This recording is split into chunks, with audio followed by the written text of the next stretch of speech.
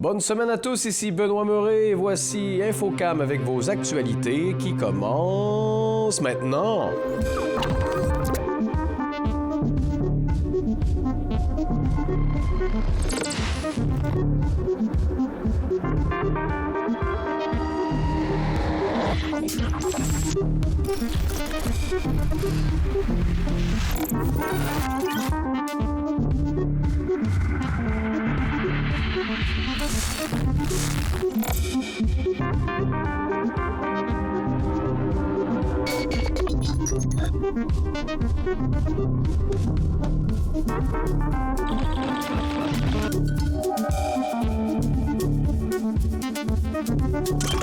Utiliser des vieilles choses pour aider la jeune relève, c'est un peu le concept de cette randonnée aux vieilles motoneiges de Mont-Carmel qui arrive bientôt. Je rencontre Denis Lévesque pour en parler un peu plus.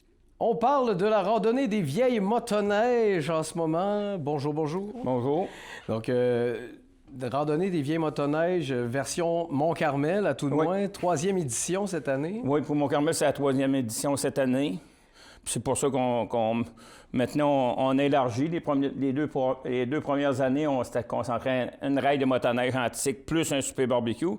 Puis cette année, on a mis un tapon d'activité pour les enfants parce que l'argent est redonné à la municipalité pour qu'ils le mettent dans le fonds jeunesse pour les enfants de Mont-Carmel. OK, donc tout ça, c'est pour une bonne cause, finalement. Oui. Et là, il y a quand même une grosse programmation, ce que je voyais. Qu'est-ce qui nous attend? Oui, nous autres, durant la journée, il va y avoir ça commence à 12h30. On a des raids, on a un bidou sur place qui va faire des raids gratuits pour les enfants.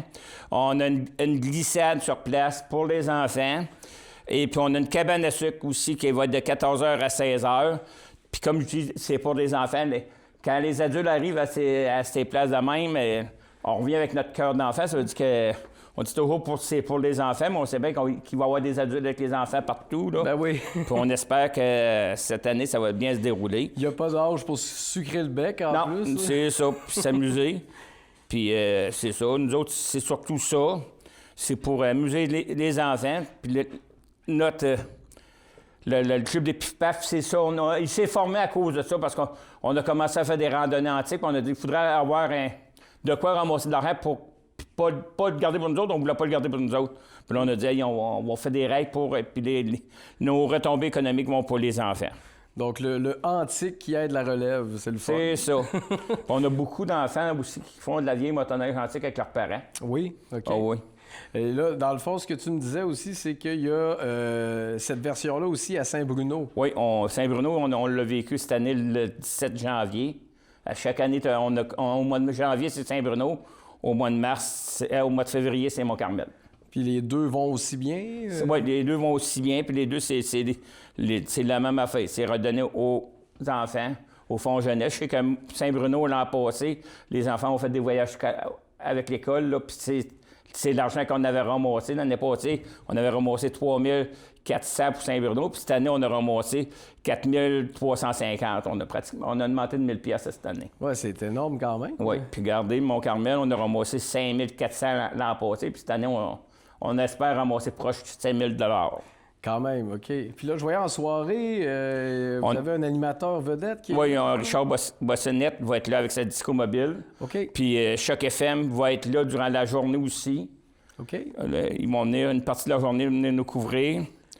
Puis moi, je remercie tous nos commanditaires et tous mes bénévoles alentour de moi. Puis on a un commanditaire principal qui est le Groupement forestier du Grand Portage aussi, oui, qui nous donne un montant d'argent puis qui nous passe leur chalet aux Trois-Lacs. Aux Trois-Lacs, c'est ça. Au chalet du lac Couronné. OK. Et dans le fond, moi, je me demandais ça, c'est parti de où? Vous aviez fait un regroupement, toi, c'est toi qui as démarré ça? C'est ça, j'ai démarré ça avec le propriétaire qui avait dans le temps le dépanneur à Saint-Bruno, qui maintenant, il y a le domaine gourmet à Mont-Carmel. Oui. C'est pour ça qu'on a commencé ça ensemble, on a essayé ça une journée. On va faire une journée, on va essayer de voir s'il va venir bien du monde. Puis tout de suite, la première année, j'avais eu 50 motoneiges. Puis là, c'est rendu c'est 80 à 100 motoneiges. Le Mont-Carmel, on s'atteint peut-être, et si on est chanceux, on devrait s'atteindre proche de 100 motoneiges. OK. Puis là, je pense que c'est une randonnée d'une cinquantaine de kilomètres. 55 km. Mont-Carmel, c'est 55 km, puis Saint-Bruno, c'est 45 km. OK. Donc, les gens qui veulent participer à ça, ils doivent s'inscrire ou ils font... Non, la raid de motoneige, ils s'inscrivent sur place quand ils viennent, point final. OK. Il y a un prix minimum par raid de motoneige, c'est 10 $ comme à tous ceux qui font de la motoneige antique. Toutes les places qu'on fait, c'est toujours on a toujours un prix minimum de 10 $. OK. Puis on a un souper barbecue. Puis si tu fais les deux, à la place du souper barbecue, il est à 20 $. Puis si vous inscrivez pour les deux activités, le souper et la randonnée, c'est 25 $. OK, donc c'est très abordable. Oui. Puis là, les billets pour le souper, vous devez les demander d'avance parce que ça part vite, puis on se limite à 320 OK. poulets. Maximum. Vous pouvez les avoir à la municipalité de Mont-Carmel au 418-498-2520 ou au domaine gourmand à 418-943-3525. Donc, le message est passé. Si ça vous intéresse, vous êtes les bienvenus et c'est pour une bonne cause. Puis je pense que ça ne fera pas trop de mal à votre portefeuille en plus. Donc, merci de votre implication aussi. C'est moi qui vous remercie de m'avoir interviewé pour ce projet-là. Ça fait plaisir en te souhaitant un bel événement. Merci beaucoup. Grande réussite pour la Chambre de commerce Kamouraska-Lillet avec sa campagne d'achat local qui s'est tenue du 17 novembre au 19 décembre dernier sous le thème « Acheter ici, donner ici ». En effet, c'est plus de 91 000 $ en certificats d'achat régionaux qui ont été vendus, portant à plus de 750 000 $ les retombées économiques locales générées par ce programme depuis sa création en 2003. Soulignons que les certificats doivent être utilisés auprès des entreprises et organismes membres de la Chambre de commerce Kamouraska-Lillet. La préfète de la MRC du Kamouraska, Nancy Dubé, a annoncé la nomination de Louise Chamberlain, mairesse de Saint-Pacôme, à titre de préfète suppléante. Elle succède à Anita Ouellette-Castonguay, qui occupait cette fonction depuis octobre 2021. Son rôle sera d'assurer la continuité des affaires de la MRC en cas d'empêchement de la préfète. Grosse nouvelle du côté de Alstom à la Pocatière. En effet, les nouvelles voitures du métro de Toronto y seront construites, donc un contrat de 2,3 milliards de dollars qui va permettre à l'usine à la Pocatière de continuer à embaucher des gens. Actuellement, elle compte 500 employés. C'est une cinquantaine de postes qui seront présentement ouverts afin de poursuivre la construction de ce projet. Du côté de la piscine du cégep de l'Apocatière, un nouvel appui financier important vient d'apparaître de la part de Alstom qui se joint au mouvement Faites partie de la vague avec un appui de 250 000 $ pour moderniser la piscine. Grâce à ce don, le montant actuellement amassé atteint désormais 10,88 millions de dollars sur un objectif de 12 millions. Une nouvelle aire protégée en terre privée vient de voir le jour au domaine du lac Léon dans le Kamouraska. 815 acres situés principalement en milieu forestier près de Saint-Alexandre de Kamouraska vient d'être acquise par Conservation de la Nature Canada. Un projet de 4,7 millions de dollars qui a été financé entre autres par le gouvernement du Canada, le ministère de l'Environnement du Québec, la Fondation Éco et Premier Tech. Conservation de la Nature Canada compte favoriser la survie des espèces que l'on retrouve sur ce territoire de milieux humides et de forêts tels que l'ours noir, l'orignal et la martre d'Amérique. La MRC de Rivière-du-Loup lance la campagne « La diversité nous unit ». Une initiative de sensibilisation qui met en lumière des histoires humaines inspirantes qui unissent des personnes de différentes origines qui vivent sur le territoire de la MRC de Rivière-du-Loup. Déployée tout au long de l'année 2026, la campagne présentera 6 courtes vidéos qui illustreront comment la diversité enrichit la communauté louperivoise dans les milieux communautaires, au travail et dans la vie citoyenne. Les producteurs et productrices agricoles du Kamouraska auront enfin leur collecte porte-à-porte des plastiques d'enrubanage blanc. Les administrateurs de la Régie intermunicipale de gestion des matières résiduelles du Kamouraska ont voté à l'unanimité pour la mise en place de ce nouveau service dès le début de mars 2026. C'est environ 130 entreprises agricoles sur le territoire de la MRC du Kamouraska qui se sont inscrits au service. en date du 27 janvier 2026. Avec la collaboration de la direction régionale du MAPAC, du syndicat de l'UPA de la MRC de Rivière-du-Loup et de la Fédération de l'UPA du Bas-Saint-Laurent, le syndicat de l'UPA de Kamouraska a testé une collecte porte-à-porte au printemps 2025 afin de déterminer le meilleur modèle à adopter pour la récupération des plastiques d'enrubanage à la ferme. Les conclusions de ce projet pilote ont permis d'établir les bases du service aujourd'hui proposé. Il s'agira d'une collecte par conteneur dont l'usage exclusif est réservé aux sacs comprenant des plastiques d'enrubanage blanc à récupérer. Une fois récoltés, ces sacs seront acheminés chez Société Via de Rivière-du-Loup, où ils seront pressés en ballots avant d'être amassés par AgriRécup. Un événement qui devient de plus en plus populaire chaque année, c'est le Grand Brasier à la tête d'allumette, qui consiste à apporter son sapin puis le faire brûler en faisant des chansons, en se rassemblant tout le monde ensemble. Bref, on s'est dit que ça pourrait être intéressant pour ceux qui manquent ça à tous les ans, de vous donner quelques images de ce qui s'est passé cette année. On regarde ça tout de suite.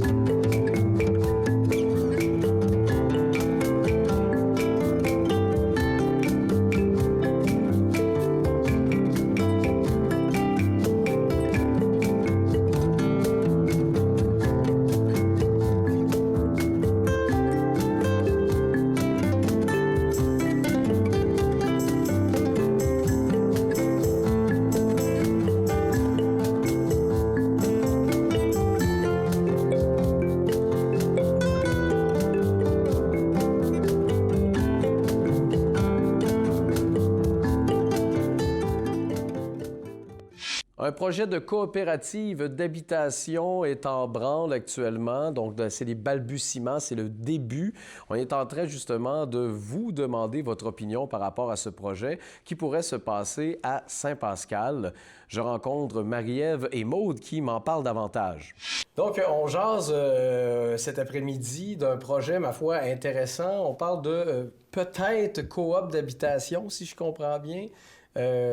Le projet sort d'où, si on veut se situer là-dedans? Il y a une crise du logement au Kamouraska. Il y en a une au Bas-Saint-Laurent. Il y en a une partout au Québec. Ça fait des années qu'on en parle. Puis, il m'est arrivé à plusieurs reprises d'entendre parler du fait que d'atteindre une cible de 20 % de logements sociaux et communautaires, ça permettrait de comme plus réguler le marché, puis d'avoir de rééquilibrer le prix des loyers. Je trouvais ça fantastique, mais j'entendais personne dire qu'ils travaillaient à en construire, à en faire des logements sociaux. Fait que l'idée m'est venue comme ça de pourquoi pas en faire? Pourquoi on le ferait pas? Qu'est-ce que ça prend pour en faire? À partir de là, j'ai réuni des gens, notamment Maude Pichereau, et des alliés, entre autres à la MRC de Kamouraska, à la FECHAC. Puis on s'est mis à travailler là-dessus il y a un petit peu plus d'1 an maintenant.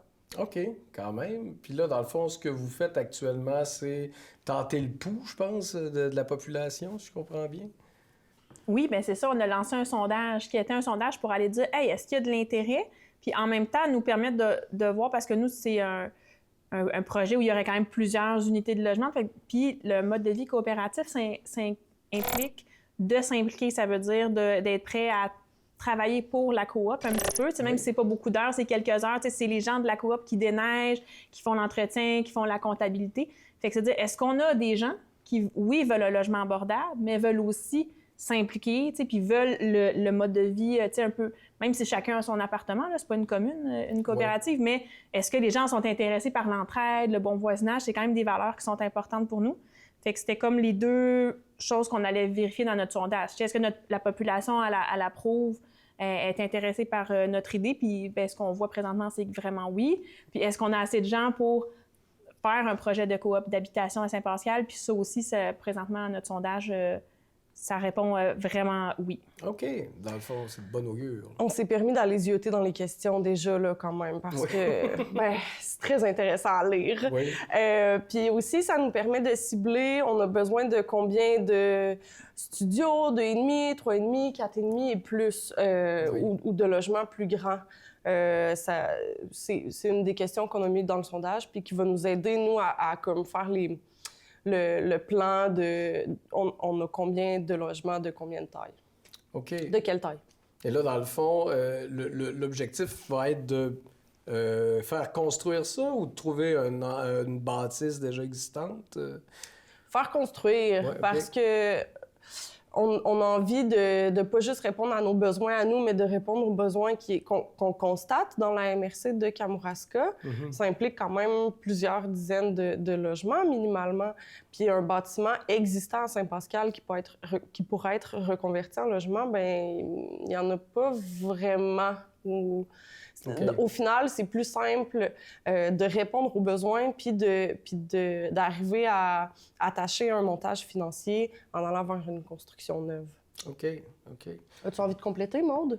Bien, j'allais dire qu'on a le soutien du groupe de ressources techniques à Rimouski, les habitations populaires de l'Est. Puis eux, dans le fond, ils viennent parce que, tu sais, nous, on est un groupe de citoyens. Puis oui, on est des gens qui ont des habiletés, on connaît les communications, la gestion de projet et tout, mais on n'est pas des personnes ici à construire une coop. Oui. Fait qu'eux, ils ont accepté de nous aider, dans le fond, là, en ce moment, on va arriver à l'étape de la faisabilité financière. Tu sais, ça va nous coûter combien? Puis eux, ils sont pros là-dedans, pros à trouver des entrepreneurs, à nous aider à trouver du financement.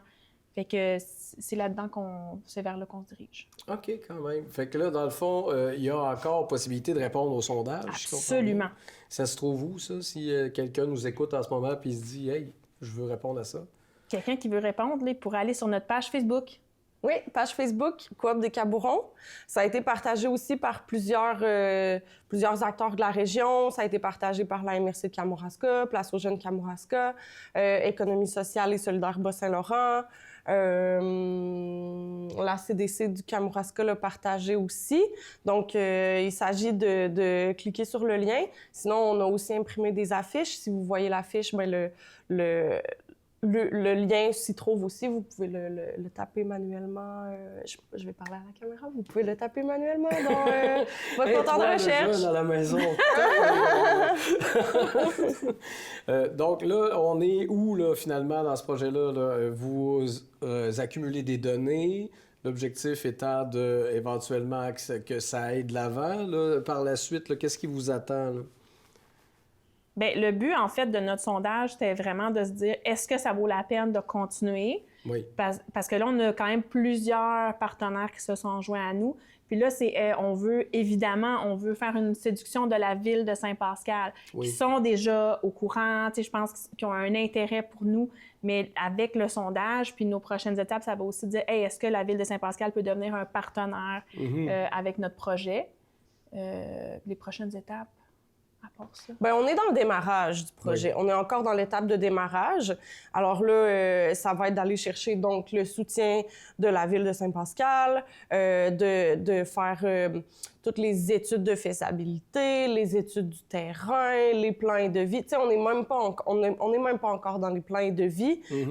Puis éventuellement, bon, de parler plus concrètement du montage financier du projet, pour éventuellement commencer la construction, trouver des gens qui voudraient habiter là.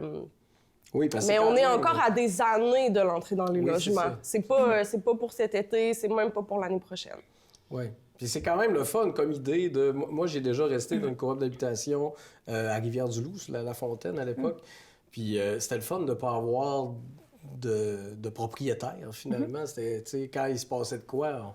On se ramassait tout en gang, puis on travaillait pour que ça arrive. Donc, je pense que c'est une belle idée là, à essayer de concrétiser.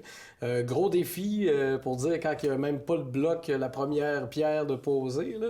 Donc, je pense que ça va prendre effectivement un petit coup de main de la part de tous qui ont envie que ça se réalise. Donc, n'ayez crainte d'aller sur le Facebook et de réagir au sondage. En terminant, quelque chose d'important à dire? Ben, j'ai déjà habité dans une coopérative d'habitation, moi aussi, à Québec. Puis je pense que l'idée derrière ce projet-là, c'est d'avoir plus de logements qui sont hors marché. T'en parlais, c'est le fun de ne pas avoir de propriétaire, mais c'est aussi le fun de savoir que tu peux rester dans ton logement, qu'il n'y a personne qui va le reprendre, puis que le prix du loyer, il va augmenter moins vite que le prix du marché. C'est là tout l'avantage de ce type de projet d'habitation-là. Effectivement, c'est vrai. Bien, bonne chance, les filles. Merci! Merci beaucoup. Merci d'être venues en parler avec nous.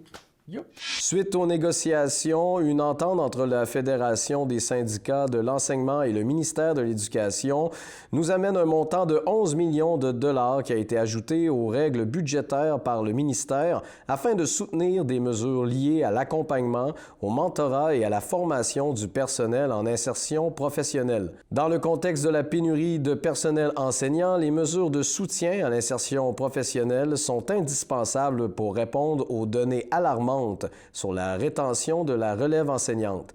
Voilà pourquoi, malgré les difficultés budgétaires, cette somme sera distribuée à l'ensemble du réseau scolaire québécois. La Chambre de commerce Kamouraska-Lillet, en collaboration avec les partenaires, est fière d'annoncer les lauréats du Gala Reconnaissance 2026 qui s'est tenu le samedi 31 janvier dernier au Centre Bombardier de l'Apocatière. Les lauréats ont donc été dans la catégorie de développement durable la ferme Pré-Rieur de Saint-Jean-Port-Joli. Dans la catégorie croissance en affaires, il s'agit d'Alimentation René Pelletier LT de l'Apocatière. Du côté de la catégorie nouvelles pratiques RH, il s'agit de Structure CD de Saint-Pacombe. Pour la catégorie innovation, on parle ici de Transport Gibellic Incorporé de Saint-Jean-Port-Joli. Dans la catégorie relève du côté du Kamouraska, il s'agit de Ganterie BCL de Saint-Pacombe et du côté de Lillet, Il s'agit de l'Isotte Solutions Incorporée de Sainte-Louise. Du côté de la personnalité de l'année, il s'agit de Denis Leblanc de l'entreprise Denis Leblanc de Saint-Pamphile. Le prix coup de cœur a été donné à Israël Saucier, jeune de 22 ans, courtier immobilier résidentiel. Et finalement, dernier moment fort de la soirée fut la remise de la médaille du député offerte par le député de Côte-du-Sud, M. Mathieu Rivet, qui a été remise à M. Jean Desjardins, président de la coopération régionale de la salle André Gagnon de la Pocatière. La Chambre de commerce Kamouraska-Lillet tient à féliciter l'ensemble des finalistes et des lauréats pour leur contribution remarquable au développement économique régional. Donc, on n'oublie pas, si jamais ça vous intéresse, d'aller passer une petite soirée dans la neige avec des anciennes motoneiges à Mont-Carmel. Ça vous attend fin février. Et nous, on se dit à la semaine prochaine pour d'autres actualités à InfoCam.